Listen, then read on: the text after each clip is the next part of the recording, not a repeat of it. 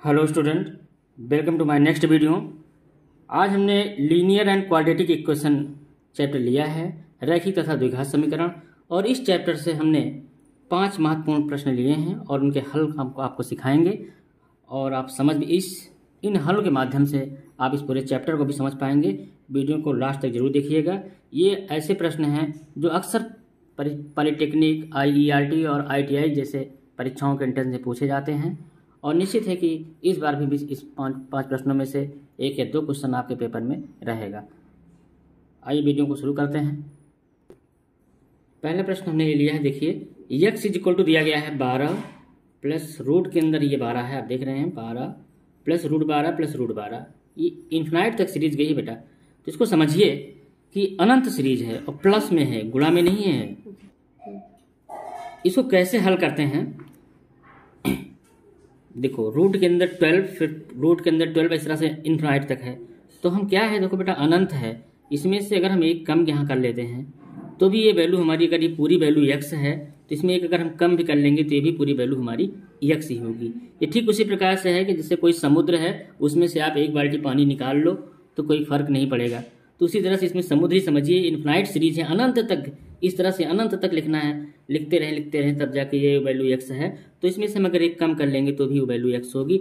इसी को अप्लाई करके देखो, इसको हम लिख सकते हैं x इक्वल टू रूट के अंदर 12 प्लस ये x लिख दिया यहाँ तक। इस तरह से जो भी प्रश्न आएगा सब में यही आपको करना है। फिर आप दोनों पक्षों का स्क्वायर करेंगे तो हमको मिल जाएगा x स्क्वायर और ये 12 प्लस x, फिर x स्क्वायर माइनस x, इसको पक्षांतर कर लिया, -12 इज इक्वल टू 0। अब इसके आप फैक्टर बना लीजिए और जो x की वैल्यू आएगा वही हमारा आंसर हो जाएगा। तो आइए गुणनखंड करते हैं, -4x प्लस 3x और -12 is equal to 0। x -4 plus 3x -4 is equal to, यहाँ पर हम आप देख रहे हैं कि x -4 और x प्लस 3 इसके फैक्टर आ गए हैं। तो यहाँ पर x इक्वल टू 4 आएगा और x इक्वल टू -3 आएगा। तो x की वैल्यू आ गई है, या तो 4 होगी या तो -3 होगी। तो यहाँ 4 -3 हमारा जो है आंसर है, लेकिन ऑप्शन देखते हैं तो हमारा जो है -3 मैच कर रहा था, कि हमारा -3 जो है पहला ऑप्शन सही होगा। तो इस तरह से कभी कभी यह होता है कि x अंदर रहता है और यहाँ पे कोई अचर संख्या दी होती है, जैसे कि हमने दूसरा क्वेश्चन इसका लिया है।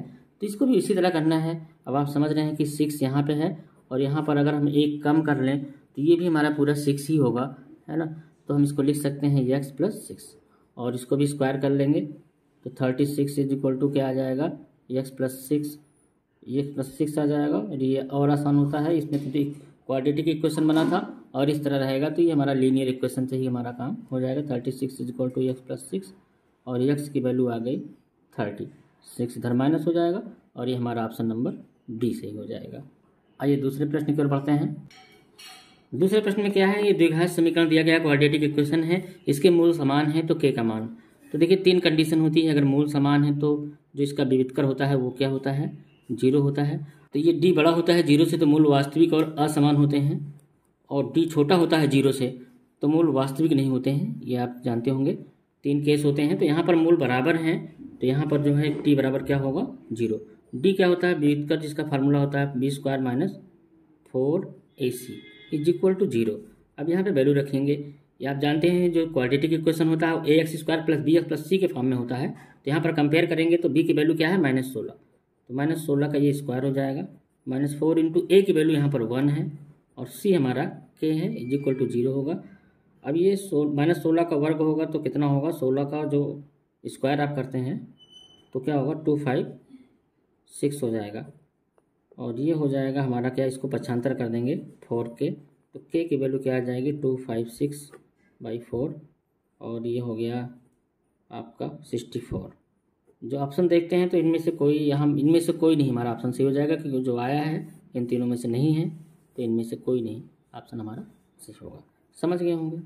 अगले क्वेश्चन की ओर चलते हैं। अगला क्वेश्चन दिया गया कि द्विघात समीकरण बनाइए, या समीकरण बनाइए जिसके मूल 5 और 3 है। 2 मूल है तो द्विघात समीकरण बनेगा, अल्फा बराबर है 5 और बीटा बराबर हमने है 3। तो ये होता है सूत्र, पहले हम अल्फा प्लस बीटा निकाल लेंगे, दोनों को जोड़ देंगे 8 आ जाएगा, दोनों का गुणनफल कर लेंगे और फिर फार्मूला लगाएंगे। ये फार्मूला होता है x square minus alpha plus beta into x plus alpha beta is equal to 0। इस फार्मूले में रख देंगे, क्वाड्रेटिक इक्वेशन बन जाएगा। X square minus alpha plus beta की वैल्यू क्या है 8 और प्लस अल्फा बीटा की वैल्यू 15 इज इक्वल टू 0। हमारा आंसर हो गया। ऑप्शन देखिए आपका कौन सा सही हो रहा है, यहाँ पर ऑप्शन सही हो रहा है नंबर ए। ठीक है, अगले क्वेश्चन की ओर चलते हैं बेटा। अगले क्वेश्चन में समीकरण द्विघात समीकरण दिया गया है, इसके मूलों का योगफल एवं गुणनफल ज्ञात करना है। तो आप यहाँ कंपेयर करेंगे तो ए बराबर 2 है, बी बराबर क्या है -11 है और सी की वैल्यू क्या है 5 है। मूलों का योगफल जो फार्मूला होता है वो होता है -b/a। इसमें फार्मूले में रखना है बस, इसमें ये -11 और ये बाई ए की वैल्यू क्या है 2, तो हो जाएगा 11/2। और मूलों का गुणनफल का फार्मूला होता है c/a, तो यहाँ वैल्यू रखेंगे 5/2। ये हमारे आंसर हो जाएंगे। तो इस पर सॉल्व आएंगे तो आप ये दोनों फार्मूला याद रखिएगा। क्वेश्चन नंबर 5 देखिए, 2 अंकों की एक संख्या जिनके अंकों का योग 9 है तथा अंकों को बदल देने से बनी नई संख्या से 27 अधिक है, तो संख्या ज्ञात करनी है, यानी कि मूल संख्या ज्ञात करनी है। अंकों का योग 9 है तो एक इक्वेशन ये बन जाएगा x + y = 9। और संख्या क्या होती है, संख्या होती है 10y + x। और नई संख्या क्या हो जाएगी, नई संख्या मतलब है अंकों का क्रम बदल दिया जाए, इकाई को दहाई कर दिया जाए, दहाई को इकाई कर दिया जाए, तो नई संख्या हो जाएगी 10x + y। फिर जो कह रहा है कि 27 अधिक है, इस तरह से एक इक्वेशन बनाएंगे, एक इक्वेशन ये बनाएंगे और उनको हल करेंगे तो आंसर आएगा। इसको एक ट्रिक भी बता दे रहे हैं आपको, जिससे ये आसानी से हो जाएगा।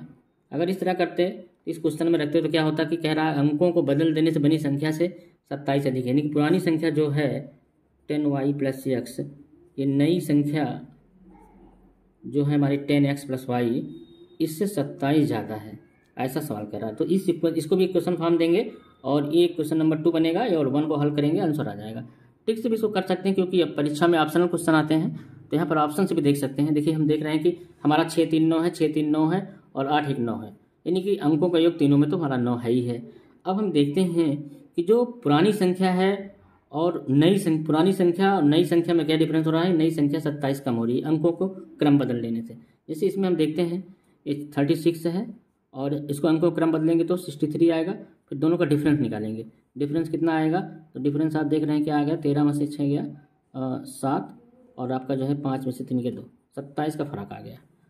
तो अब ये 27 का फर्क है और 63 वाले में भी चेक करते हैं डिफरेंस क्या आ रहा है। लेकिन आप देख रहे हैं कि डिफरेंस भी देखना हो, ध्यान से देखना होगा आपको कि पुरानी जो है 27 अधिक होनी चाहिए। ये पुरानी हमारी संख्या है और ये इसमें से ये नई वाली अधिक है, तो ये ऑप्शन हमारा भले डिफरेंस 27 है लेकिन ये हमारा आंसर नहीं हो सकता। फिर अगला देखते हैं कि डिफरेंस क्या है, 63 है और इसका अंकों क्रम बदलेंगे तो 36 आएगा। अब यहाँ पर डिफरेंस निकालेंगे तो क्या आएगा, यहाँ पे जो है भी आपका 27 आ गया। लेकिन यहाँ पर क्या है, पुरानी वाली ज़्यादा है, यहाँ पर पुरानी वाली कम थी, तो ये आंसर नहीं हुआ। यहाँ डिफरेंस 27 है लेकिन ये पुरानी वाली ज़्यादा है, नई वाली से ज़्यादा होना चाहिए, इसको क्वेश्चन कह रहा है। तो ये वाला हमारा जो है सही आंसर हो जाएगा, ये वाला हमारा सही आंसर हो जाएगा 63। अगर ये कहता है कि नई वाली जो है पुरानी वाली से 27 अधिक है, तो फिर जो है फिर हमारा आंसर जो है ये वाला हो जाता। और यहाँ पर कह रहा था कि जो अंकों को बदल देने से बनी नई संख्या से 27 अधिक है, तो कौन, वो पुरानी वाली संख्या। तो फिर ये पुरानी वाली संख्या जो है ये ज़्यादा होनी चाहिए, तो डिफरेंस देखो यहाँ से ये बड़ा है, इसमें से घटा है, तो ये वाला आंसर हो जाएगा। तो इस तरह से टिक से इससे क्वेश्चन कर लेंगे। इस तरह समीकरण बना के हल करने में लंबा समय लगेगा, तो उस समय को बचा सकते हैं। तो इन 5 प्रश्नों से आपने इस चैप्टर को समझा होगा और निश्चित है कि अगर आप तैयारी कर रहे हैं तो ये बहुत ही महत्वपूर्ण प्रश्न है और इनसे आपको बहुत सहायता मिलेगी। वीडियो पसंद आई हो तो इसे लाइक करें और हमारे चैनल से जुड़े रहने के लिए चैनल को सब्सक्राइब कर लें। इसी तरह से हम और आगे भी चैप्टर वाइज वीडियो लाते रहेंगे। धन्यवाद।